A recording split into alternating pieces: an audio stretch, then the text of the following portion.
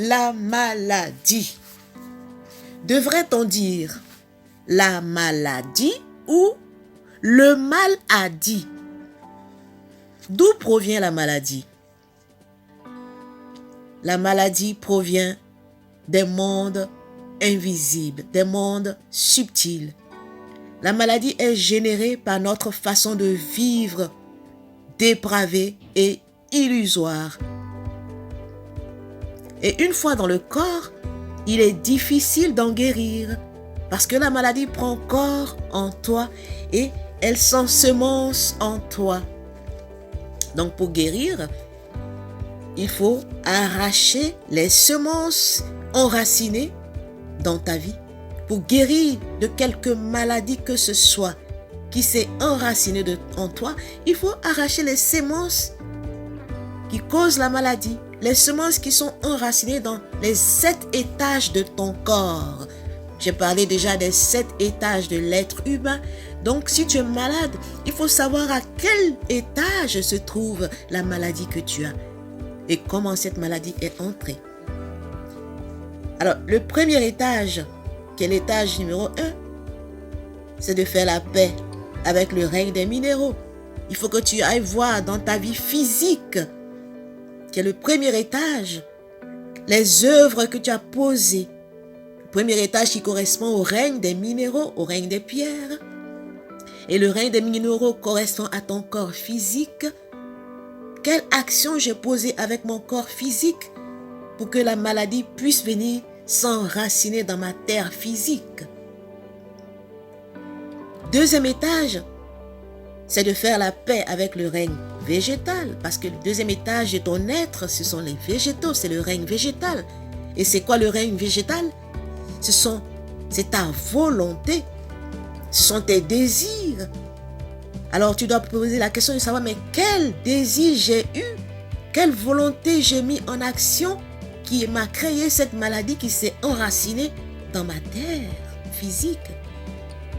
Troisième étage de ton être qui correspond au règne animal avec lequel tu dois faire la paix. Ce sont tes sentiments.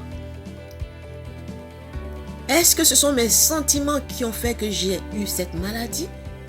Est-ce que c'est la manière dont mes émotions agissent, de la manière dont je gère mes émotions qui ont créé cette maladie? C'est la question que tu dois te poser. Quatrième étage, c'est l'étage de tes pensées, de ta conscience. Est-ce que c'est en fonction des pensées que j'ai eues? Est-ce que c'est par mon manque de conscience, mon manque de connexion avec le monde divin, mon inconscience notoire, mes pensées impures, mes pensées dépravées qui ont fait que j'ai posé des actes qui ont fait que j'ai cette maladie? Cinquième étage de ton être, c'est de faire la paix avec l'ange de ta destinée. Est-ce que je suis dans ma destinée? Est-ce que je suis en train de faire ce pourquoi je suis venu sur la terre? Parce qu'avant de venir sur la terre, tu as signé un contrat au ciel pour faire des choses sur la terre. Tu es venu avec un ordre de mission. Alors, est-ce que c'est cet ordre de mission que tu es en train d'accomplir? Sinon, alors la maladie vient. Parce que tu as quitté ta feuille de route, tu as quitté le chemin sur lequel tu devais marcher, le chemin de ta destinée. Donc, tu es exposé à la maladie. La maladie qui te tient maintenant, qui est en rapport avec ta destinée. Qui fait que tout ce que tu fais ne réussit pas. Tu es dans l'échec total dans ta vie. Et tu te plains comme quoi tu ne réussis pas. Mais est-ce que c'est ta destinée qui est malade? Alors guéris-la. Sixième étage de ta vie, tu dois faire la paix avec ton âme divine. Est-ce que tu es en rapport avec ton âme? Est-ce que tu es en communion avec ton âme divine? Parce que tu es une âme divisée. Une partie de ton âme est dans ton corps physique, mais la partie divine est dans le monde divin. C'est pourquoi chaque nuit quand tu dors, tu vas rejoindre cette partie divine pour prendre des enseignements, pour prendre la sagesse pour revenir le matin à ton réveil dans ton corps, pour vivre sur la terre et poser des actions pour ta destinée. Mais si tu es déconnecté de cette partie de toi, cette seconde moitié Ce qu'on appelle l'âme sœur. Les gens parlent d'âme sœur. La vraie âme sœur, c'est cela. Si tu es déconnecté de cette âme sœur, comment veux-tu être en bonne santé? Comment veux-tu que ton âme soit en paix, au repos? Comment veux-tu être dans la félicité, dans la joie quotidiennement? Ton âme est malade. 7e étage, c'est la paix avec ton esprit. Est-ce que tu t'es déconnecté de l'esprit divin? Est-ce que tu marches à contre-courant des lois divines?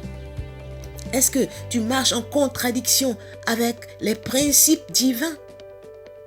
Si tel est le cas, alors ton esprit est malade et tu es un mort vivant. Tu es une enveloppe vide qui se promène sur la terre. Alors quand tu es malade, pose-toi la question. Qu'est-ce qui est malade en moi? À quel niveau de mon être se trouve la maladie? À quel étage de mon être se trouve la maladie? Quelle porte j'ai ouverte pour que la maladie puisse entrer? Voilà des questions que tu dois te poser quand tu es malade.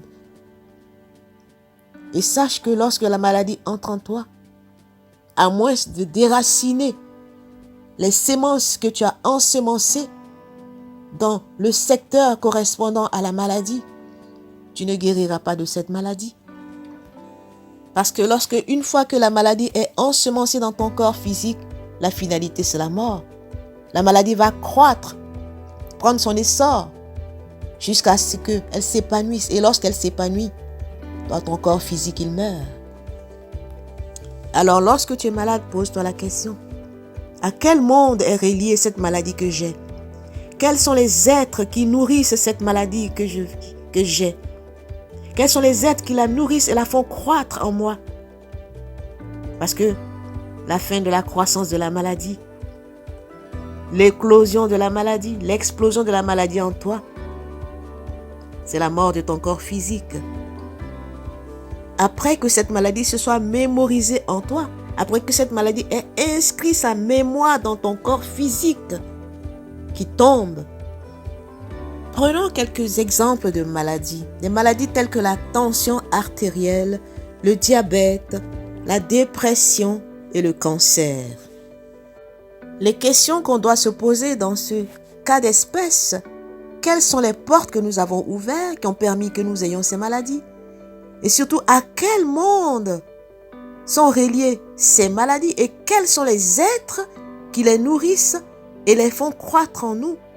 Lorsqu'on prend une maladie comme le diabète, où le corps a besoin de sucre, où le corps n'a pas assez de sucre, qu'est-ce qui provoque cela en nous? Quelles sont les entités qui créent cette envie ou ce manque de sucre en nous? Lorsqu'on prend la tension, qu'est-ce qui crée la tension en nous? La dépression. Qu'est-ce qui crée la dépression en nous? Le cancer. Prenons des exemples de cancer. On a la leucémie, qui est le cancer de sang. Mais la leucémie, c'est le sang pollué. C'est lorsqu'on a pollué l'eau dans sa vie. La leucémie est liée à l'élément eau. Le sang est lié à l'élément eau. Si tu as passé toute ta vie à polluer l'eau, que ce soit dans cette vie ou dans des vies antérieures, tu auras le cancer de sang. Le cancer de poumon, c'est la respiration qui est malade, la respiration qui est polluée. Si tu as passé ta vie à polluer l'air, les poumons c'est lié à l'air, à l'élément air. Si tu as passé ta vie à polluer l'air, d'une façon ou d'une autre, mais tu auras le cancer des poumons. Ce n'est pas parce que seulement tu fumes la cigarette. On a vu des gens qui ne fument pas du tout, qui ont eu des cancers de poumons. Donc, ce sont des mémoires qui ont été ancrées en eux dans des vies précédentes. Lorsqu'on prend le cancer du sein, c'est lié à la nourriture qui est polluée, à la maternité, à la mère. Est-ce que tu es une bonne mère? Quand on dit mère, ce n'est pas seulement au sexe féminin. Mère, c'est la personne qui prend soin de l'autre, le prendre soin. Quand on prend le cancer de l'estomac, l'estomac, c'est la digestion qui est polluée, la digestion qui correspond à l'équilibre. Tu es déséquilibré dans ta vie. Tu es un être déséquilibré parce que l'estomac, c'est l'équilibre, la digestion, c'est l'équilibre. Tu es un être désarticulé, déséquilibré. Alors tu auras le cancer de l'estomac avec tous les à côté qui viennent avec. Quand on prend le cancer du cœur, mais c'est ton amour qui est pollué. L'amour de l'autre, l'amour du prochain, l'amour du divin. L'amour au sens propre du terme et non l'amour sexuel. Cet amour-là est pollué. À commencer par ton amour sexuel qui a été pollué. Donc, tu as brisé des cœurs. Ton cœur a été brisé. En conséquence, tu te retrouves avec un cancer du cœur. Cancer de l'utérus. L'utérus, c'est le siège de la vie qui est pollué. L'utérus, c'est le lieu qui reçoit l'enfant qui va naître, l'âme qui va naître. Et cet endroit est malade, pollué. Cancer de la bouche. Ta parole est malade, ta parole est polluée. Tu as utilisé ta parole pour dire des choses, ta langue. La parole liée à la langue pour dire des choses qu'il ne fallait pas. Tu as tué avec ta langue. Tu as maudit avec ta langue. Cancer de la langue. Et quand on parle de cancer, qu'est-ce que c'est que le cancer? C'est la multiplication de cellules. Des cellules malsaines qui se multiplient dans ton corps, dans une partie de ton corps, selon l'étage où la maladie veut se développer. J'ai donné des exemples tout à l'heure. Et on a remarqué souvent les gens qui ont trop d'activités, qui ajoutent activité sur activité, tout cela dans le but de s'enrichir, business sur business, ils finissent par des cancers dans une partie de leur corps. Le cancer, c'est la multiplication des cellules de ton corps, des cellules négatives qui font masse à un certain moment. Alors, qu'est-ce qui est malade en toi? Quel étage de ton être est malade? Quelle partie de ton être est malade? Ce sont des questions que tu dois te poser quand tu es malade. Ou quand tu connais quelqu'un qui est malade pour l'aider. Quelles portes qui ont été ouvertes pour que la maladie entre? Et comment faire pour fermer ces portes? Ce sont des questions qu'il faut se poser. Ce n'est pas seulement par la chimie qu'il faut guérir la maladie. Ce n'est pas seulement par les plantes qu'il faut guérir la maladie. Il y a bien d'autres moyens de guérir la maladie, bien sûr par les plantes, mais par les pierres. Selon le niveau où se trouve la maladie, il faut trouver l'élément approprié pour la guérir. Déjà, en commençant par la déraciner, par déraciner la semence de cette maladie, avant d'appliquer le remède qui correspond à cette maladie. Alors, on peut espérer guérir. Sinon, ce qu'il faut savoir, la maladie chronique que tu as, c'est elle qui va t'emporter un jour. Donc, quand tu es malade, pose-toi la question. Lequel de mes corps a péché? Lequel de mes corps s'est laissé posséder? Lequel de mes corps s'est laissé envoûter? Est-ce que c'est mon corps d'action? Le corps qui me mène à poser des actions? Est-ce que c'est mon corps de volonté qui est relié au monde végétal? Est-ce que c'est mon corps de sentiment relié au monde animal? Ou est-ce que c'est mon corps de pensée qui est relié à l'homme que tu es? Ce sont les 4 corps actifs dans le plan physique. Le corps d'action qui correspond aux œuvres que nous posons sur la terre, aux actions que nous posons sur la terre. Le corps de volonté qui nous donne la force, qui nous pousse à agir. La force qui nous pousse à agir, c'est la volonté. Qu'est-ce qui te meut? Qu'est-ce qui te pousse à poser des actions? Le corps de sentiment. Quelle émotion t'anime? Quel sentiment t'anime qui te mène à poser des actions? Le corps de pensée. Mais quelles sont les pensées?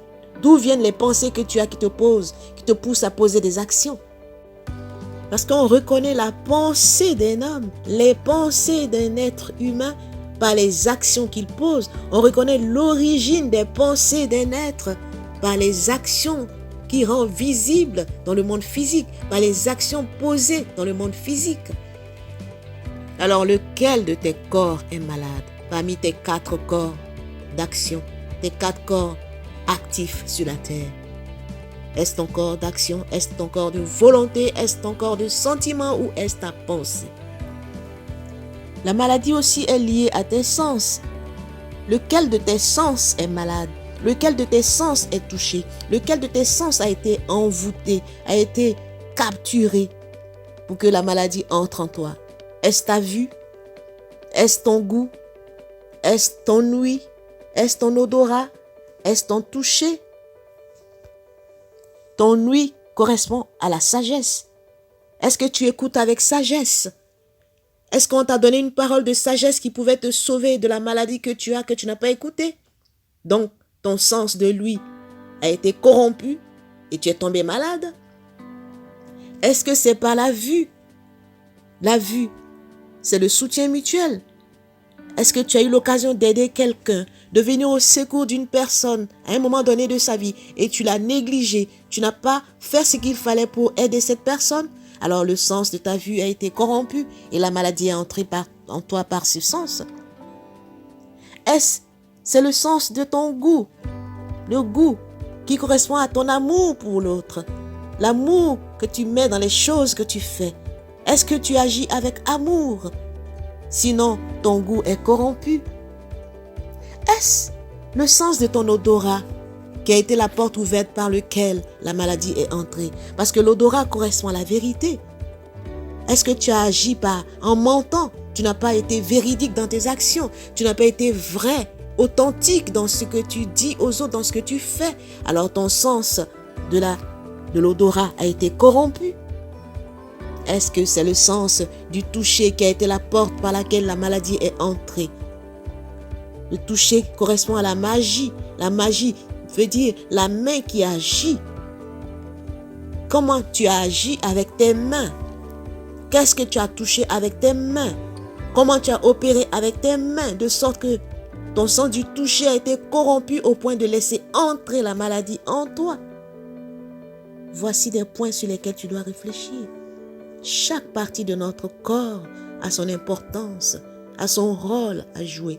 C'est pour cela qu'il faut faire très attention et être éveillé pour ne pas se laisser envoûter et posséder et manipuler par des mondes invisibles qui nous manipulent, que nous ignorons. La maladie, c'est lorsque le corps de l'homme est désarticulé. Les corps ne sont pas alignés. Ces 4 corps dont je viens de parler, l'action, la volonté, le sentiment, la pensée ne sont pas alignés. Chacun va de son côté. Tu penses une chose, tu dis une autre chose et tu veux autre chose. Et tu fais le contraire de tout ce que tu as pensé, dit et voulu. Ton corps est désarticulé. C'est ça la maladie. Donc tu es malade. Oui.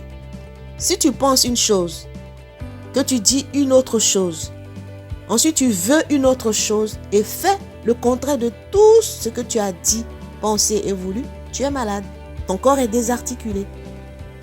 Parce que le fait de faire une chose, le fait de poser une action, corrobore les attributs des 3 autres corps précédents. Quand tu penses, tu ressens, tu veux, alors tu passes à l'action et tu agis ce que tu as pensé, ce que tu as ressenti, ce que tu as voulu. À ce moment-là, tu es en bonne santé. C'est ça la santé. C'est cela, être aligné. La pensée, le sentiment, la volonté et l'action doivent être alignés. C'est ça la santé. Par exemple, tu penses richesse. Ensuite, tu ressens en toi que « Ah, comme j'aimerais être riche », tu as ce ressenti-là. Et ta volonté te dit « Je ne peux pas être riche ». À ton avis, quelle sera ton action? Ton action sera « Je reste pauvre ».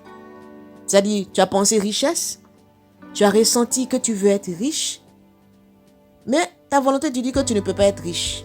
Évidemment, tu ne seras jamais riche, tu vas rester pauvre. C'est ça, être désarticulé. C'est cela, être malade. Quand on parle de l'illusion, c'est ça. C'est se mentir à soi-même. C'est ça le maladie. C'est ça la maladie. On dit la maladie, on devrait dire le maladie. C'est de l'illusion. C'est le fait de se mentir à soi-même. C'est le fait de penser une chose, vouloir une chose et faire autre chose. C'est pour cela, dans la prière du Notre Père que les gens aiment souvent réciter, il y a une phrase qui dit « Délivre-moi du mal ». Mais ce mal, c'est la maladie. Délivre-moi des fléaux du corps physique. Délivre-moi de l'illusion de mon corps physique. Délivre-moi du fait que je m'identifie à mon corps physique. Parce que la maladie ne se limite pas qu'à notre corps physique. Ça va bien au-delà de notre corps physique. Donc quand Jésus disait dans la prière, délivre-moi du mal, c'est ce que ça voulait dire. Ça veut dire, délivre-moi du fait que je m'identifie. Je ne m'identifie qu'à mon corps physique. Sache que tu n'es pas ton corps physique. Tu es une âme incarnée. Du moins, tu es une partie de ton âme incarnée qui fait que tu te meus sur la terre. Et cette partie de ton âme incarnée doit se relier chaque jour à l'autre moitié d'elle-même, à son âme sœur qui n'est pas incarnée, qui est la partie divine que tu es. Et cela se passe chaque nuit dans ton sommeil, pendant que tu dors. C'est pour cela il faut dormir dans des bonnes dispositions, prier avant de dormir, demander au Père que son âme physique rejoigne son âme divine pour recevoir la sagesse divine lorsque le matin nous nous réveillons. Pour conclure, quand tu es malade, pose-toi, réfléchis et demande-toi, qu'est-ce qui est malade en moi? Quelle partie de mon être est malade? Quelle porte ai-je ouverte pour tomber malade? Quel sens ai-je corrompu? Et quels sont les êtres qui nourrissent cette maladie en moi? Parce que la maladie que tu as, c'est elle qui te mène à la mort. C'était Myriam de Apprends pour être toi. Si tu sais que tu ne sais pas, tu sauras. Mais si tu ne sais pas que tu ne sais pas, tu ne sauras pas. Restez bénis et que la paix soit avec vous. À très bientôt.